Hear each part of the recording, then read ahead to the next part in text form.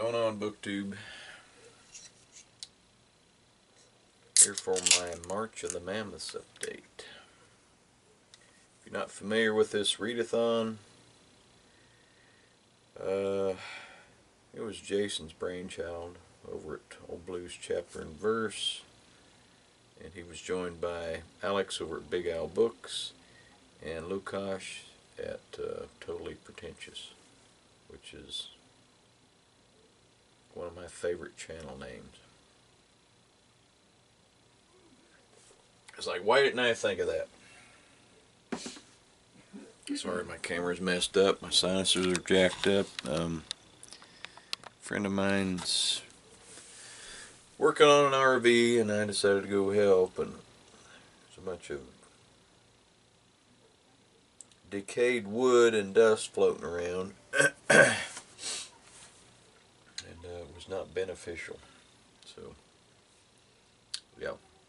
Apparently I repair RVs. I wasn't aware of it either. So, let's get to the book. Carrion Comfort by Dan Simmons. And for March of the Mammoths, your book has to come in at over 800 pages, and this one comes in at...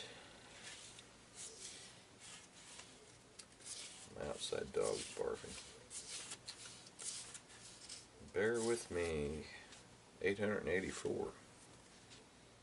I gotta remember to read this last line. But about a group of vampires. They've been around for a while. Excuse me again. The opening scenes, World War II, guys in a Nazi prison camp,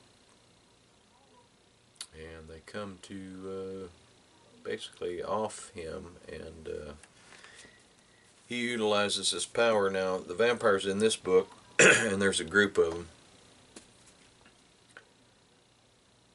they're all about mind control. They can actually take control of somebody, manipulate them physically, and this other person can't do anything about it. Hang on.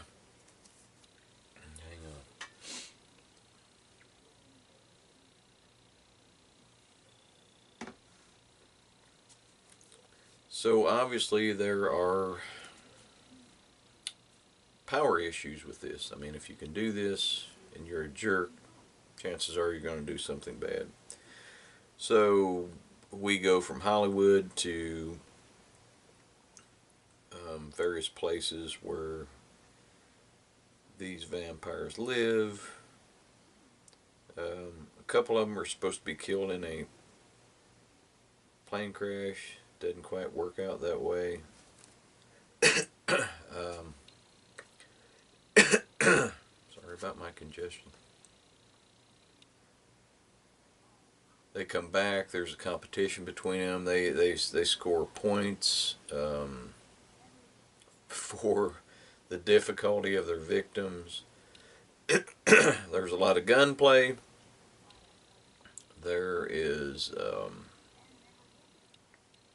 rape. There's all kinds of violence. I mean,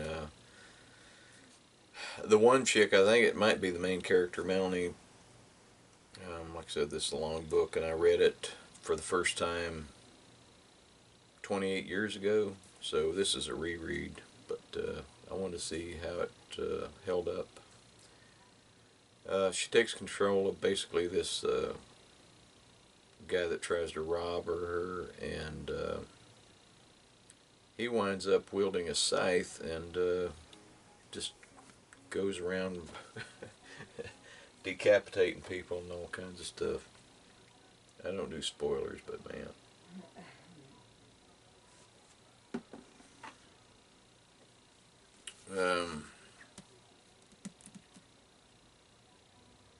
They kind of battle it out to the end.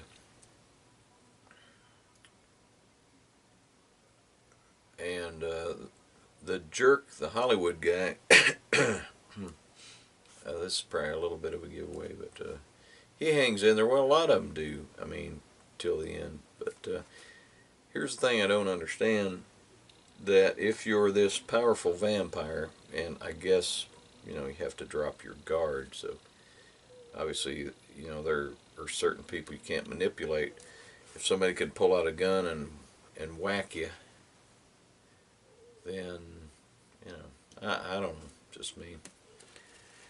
Wasn't that bad. Apparently, I gave this thing 3 stars the first time I read it because it popped up on Goodreads, where I went through a bunch of books I'd read years ago and gave reviews, or not reviews but ratings. I gave this three stars back then. So, and when I say back then, I mean like a year ago when I joined Goodreads, or ever how long it's been. And trying to rate books by memory is not a great thing, especially if it's been almost 30 years. But I gave it 4 stars this time. Was not totally blown away, but still pretty good. And, a novel this length, somebody put in the work. Could it have been shorter? Yeah. But, what the heck.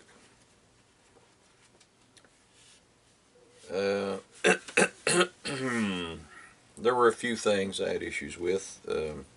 But here's one on page 13. The bottom paragraph, when she's describing Kramer's appearance. Aggressive gaze, which I associated with lesbians and criminals. And then on page 600, let me go to that one just to make sure I'm not paraphrasing or misquoting. So maybe this was intentional, or maybe swirled and whirled and tumbled Tony Harriet away like a chip on a hurricane sea. They mean ship, but it plainly says chip.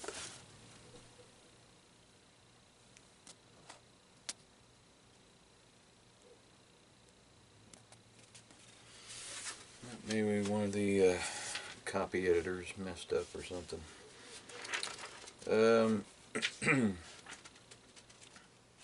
But, I mean, was it too awful bad? If you don't mind scythe wielding, people under mind control and people getting raped on airplanes and, fun stuff like that. That might be your bag right there. But,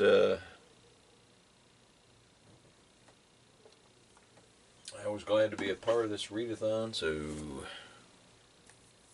thanks, Jason, for coming up with this. 800-page books.